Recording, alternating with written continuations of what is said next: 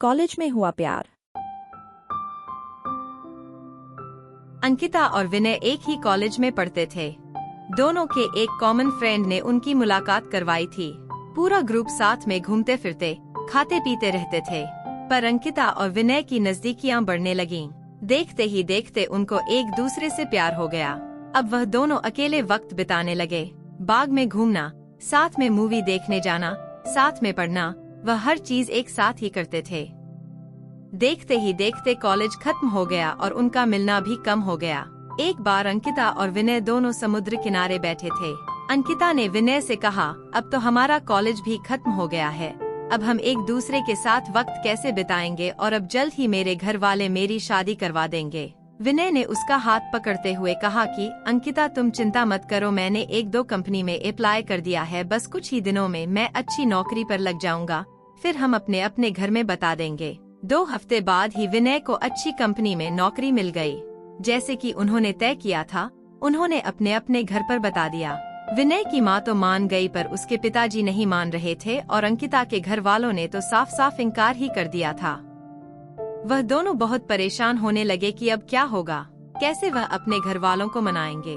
बहुत दिन हो गए, दोनों का एक दूसरे से बात करना भी कम हो गया था, क्योंकि अंकिता के घर वालों ने उसका फोन भी ले लिया था और उसके लिए रिश्ता ढूंढ रहे थे। वह कभी कभी अपनी सहेली के घर जाती, तभी विनय को फोन कर पाती थी और बस हमेशा यही कहती कि विनय तुम जल्दी ही कुछ करो वरना मेरी शादी हो जाएगी, मैं तुमसे बहुत प्यार करती हूँ, तुम्हारे बिना नहीं रह पाऊंगी। विनय भी उसे हमेशा आश्वासन देता था, पर उसे भी नहीं समझ आ रहा था कि वह क्या करे, कैसे अपने घर वालों को मनाए। यही सोचते सोचते वक्त बीतते जा रहा था। दोनों बहुत परेशान रहने लगे। विनय घर पे न कुछ खाता था, न ही बात करता था, बस पूरा दिन शांत शांत रहता था। यह देखकर उसकी माँ से रहा नहीं गया और उसने अपने पति को समझाया कि मुझे मेरे बेटे की खुशी से बढ़कर कुछ नहीं है, और अब अगर उसकी शादी होगी तो अंकिता से ही होगी, आप कल ही उसके घर जाकर उसके माँ बाप से बात करो। अगले ही दिन विनय के पापा अंकिता के घर गए और अंकिता के माँ बाप से बात की और उन्हें समझाया कि हमारे बच्चों की खुशी में ही हमारी खुशी होगी। मेरा बेटा एक अच्छी कंपनी में काम करता है और उसकी तनख्वाह भी अच्छी है, वह आपकी बेटी को खुश रखेगा। विनय के पिताजी की बात सुनकर अंकिता के माँ बाप भी मान गए और शादी के लिए राजी हो गए। विनय और अंकिता की शादी धूमधाम से हुई। दोनों बहुत खुश थे। वह अपने हनीमून के लिए शिमला गए। हनीमून से लौटते ही विनय अपने काम पे लग गया। दोनों की जिंदगी हंसी खुशी बीत रही थी। उनकी शादी को अब 2 साल होने वाले थे, पर उन्हें अभी तक बच्चा नहीं हुआ था। घर वाले, रिश्तेदार, सब लोग अंकिता से हमेशा यही सवाल पूछते थे कि खुशखबरी कब दे रही हो, पर वह हमेशा मुस्कुराकर बात टाल देती थी।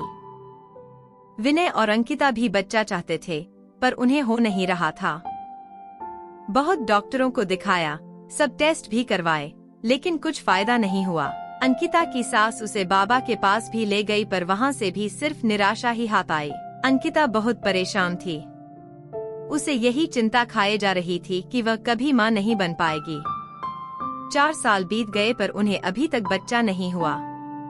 एक दिन विनय ऑफिस से लौटा तो उसकी माँ उसके ऊपर चिल्लाने लगी कि तूने अपनी मर्जी से शादी की, अब देख रहा है ना, बच्चा भी नहीं हो रहा, अब हमारा वंश आगे कौन बढ़ाएगा। लोगों के ताने सुन सुन कर मेरे कान पक गए हैं। आखिर हमें भी इच्छा होती है कि अपने पोते पोतियों को देखें। यह सब अंकिता भी सुन रही थी। विनय ने अपनी माँ को समझाया कि जरूरी नहीं कि आपकी बहू में ही कुछ कमी हो, मुझ में भी तो हो सकती है, आप शांत हो जाइए। जैसे तैसे उसने अपनी माँ को चुप करवाया और अपने रूम में चला गया। अंकिता वहाँ बहुत रो रही थी। विनय उसके पास गया और उसे गले लगाकर कहने लगा, तुम चिंता मत करो, सब ठीक होगा, मैं हूँ ना तुम्हारे साथ, मैं तुम्हारा साथ कभी नहीं छोड़ूंगा, और माँ की बात का बुरा मत मानो, वो ऐसे ही कहते रहती है। गुस्से में, जाने दो, खाना लगा दो, हम साथ में खाते हैं। अंकिता थोड़ा शांत हुई और खाना लेकर आई। दोनों ने साथ में खाना खाया और सोने लगे। पूरी रात अंकिता यही सोचती रही कि कैसी औरत हूँ मैं, जो अपने पति को बच्चा भी नहीं दे पा रही, अपने वंश को आगे नहीं बढ़ा पा रही, कितनी बदनसीब हूँ मैं। वह पूरी रात नहीं सोई और बस रोए जा रही थी। सुबह हुई, सब अपने अपने काम में लग गए। विनय भी ऑफिस के लिए निकल गया। अंकिता भी अपना काम करने लगी, पर उसके दिमाग में वही रात वाली बात चल रही थी। पूरा दिन वही सोचती रही। रात को जब विनय घर आया तो अंकिता ने उसे खाना दिया और वह दोनों अपने कमरे में सोने की तैयारी कर रहे थे कि तब अचानक अंकिता ने विनय से कहा कि क्यों न हम एक बच्चा गोद ले लें। अब हमें तो बच्चा नहीं हो रहा, क्यों न हम किसी बच्चे को गोद लें और उसे माँ बाप का सुख दें और हमें भी बच्चे का सुख मिल जाएगा। विनय ये बात सुनकर बहुत खुश हुआ। वह दोनों दूसरे ही दिन एक दत्तक ग्रहण संस्था गए और वहाँ पूरी बात बताई। दत्तक ग्रहण संस्था वालों ने कहा कि आप एक फॉर्म भर दीजिए, जैसे ही सब जांच पड़ताल हो जाएगी आपको फोन आ जाएगा। उन्होंने फॉर्म भरा और एक आशा के साथ घर लौटे कि शायद अब उनकी परेशानी दूर हो जाएगी। 6 महीने हो गए, उनको कॉल नहीं आया। विनय जब भी वहाँ जाता वह लोग उसे एक ही जवाब देते कि कॉल आ जाएगा, पर इंतजार की घड़ी बढ़ती जा रही थी। अब अंकिता हिम्मत हार चुकी थी, वो पूरी तरह से टूट चुकी थी। विनय भी आखिर कितना उसको समझा पाता। दोनों थक चुके थे, उन्हें अभी कोई उम्मीद ही नहीं रही थी कि वह कभी माँ बाप बन पाएंगे। पर विनय ने अंकिता का साथ और कोशिश करना नहीं छोड़ा। वह हर 2 दिन में संस्था जाता था। इंतजार करते करते 8 महीने हो गए थे और एक दिन अचानक विनय को कॉल आता है कि आप दत्तक ग्रहण संस्था में आ जाए, आपके लिए एक खुशखबरी है। उसने तुरंत अंकिता को फोन करके दत्तक ग्रहण संस्था आने के लिए कहा। दोनों वहां पहुंचे तो उन्हें पता चला कि उनको एक बेटी गोद दी जा रही है, जो कि सिर्फ 5 महीने की है।